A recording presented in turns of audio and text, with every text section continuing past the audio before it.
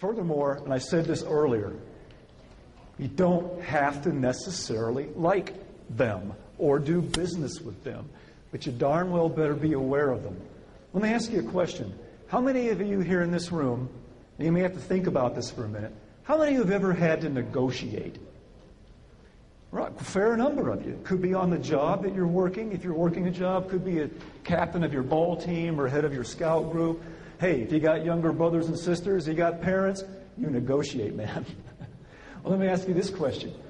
Of you, how many have ever felt at a disadvantage by knowing more about those who you're discussing with? Some yeses? Well, think about it. How many generals going into battle don't want to know the motives of their opposition? How many executives looking at a new market don't want to know what the motives and the background and the priorities are of those who may be competing against?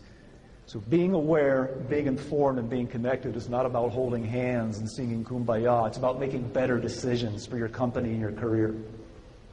So what we need, and folks, I'm talking to you because you guys are leaders. You're the folks that are going to step out there and run the businesses and the civic groups and possibly even political organizations and stuff that's coming up in the next few years. We need a whole new generation of business people who can basically think outside of the box. They need to be more aware, more informed, and connected. You know, Albert Einstein once said the problems of the present cannot be cured by the same level of thinking which created the problems in the first place. Well, guess who gets to clean up some of the mess that's in the world right now? You. So I'm encouraging you to think outside the box and assume leadership roles. Because it all boils down to being able to recognize and take advantage of the new opportunities and being able to recognize and know how to avoid or prevent or mitigate some of the many challenges and downsides.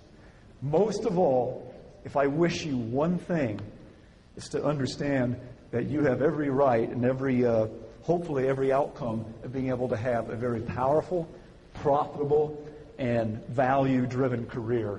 Because it's not only possible, I think it's very likely if you just pay attention to what's going on in the world.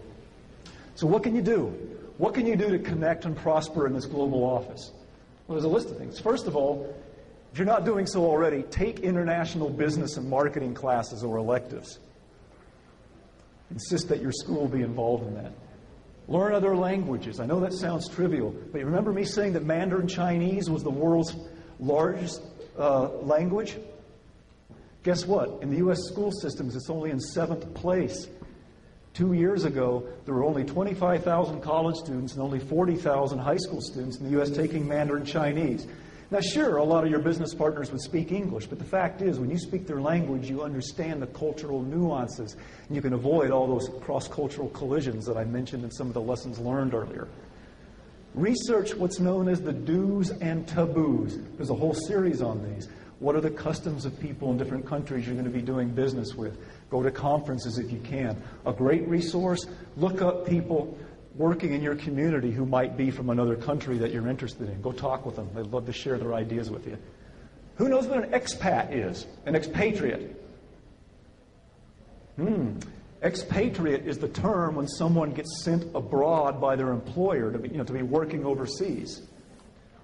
Well, the fact is there's something like 4 million Americans working out of the country right now. Talk to expats about their experience abroad. It's not just about how the cultures work, but the things like, the weird dining hours, all the different things that seem so quirky when you're a vacationer, but which can really irritate you when you have to live abroad for a while. The fact is, a majority of these expatriate assignments fail, and they cost their company lots of money because people aren't aware of how to deal with culture clash. Pursue internships, domestic, or travel abroad. You know that student travel has gone up 110% in the last 10 years, despite 9/11. It's gone up 110%. I was telling some of you earlier, my nephew, who's majoring in international relations, he spent a summer working as an expat. Yeah, he spent a summer working as an intern with the British Parliament. He was working for a member of Parliament, which is kind of like one of our representatives. Think about it. The guy's working halfway around the world in the British Parliament. He's getting paid. He's getting great experience. It's going to look great in his resume. And he gets to party in London all summer. You know, how cool is that? The point is, they can really open your eyes to opportunities and prepare you for great jobs. Interview your interviewers. I'm dead serious. I also mentioned to some of you a while ago that when you go to job fairs or trade shows, or if you do get out and you're interviewing for a job, ask that company what 3 things they are doing to prepare for the global workplace. And if they can't answer you, keep going, because they're not going to be around in 5 or 10 years. Okay, let's see. Moving on down here. Check out your Chamber of Commerce, University Business School, foreign consulates. It's a great place. Bigger cities like Phoenix or Seattle or LA, we have, if not embassies, consulates from a lot of countries. They'd love to talk with you. Go in there and talk about how they do business. They'll give you more information than you can handle. It's a great, it's a great way to come up to speed on that. And finally, don't be a blind man. Remember our little example about ASS? You and me, don't assume.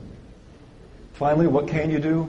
I want you to have a passionate, profitable, and fun career. There's never been a better time to be entering business with what's going on, the exploding industries out there in the world. So be leaders, have fun, make better decisions. Thank you very much.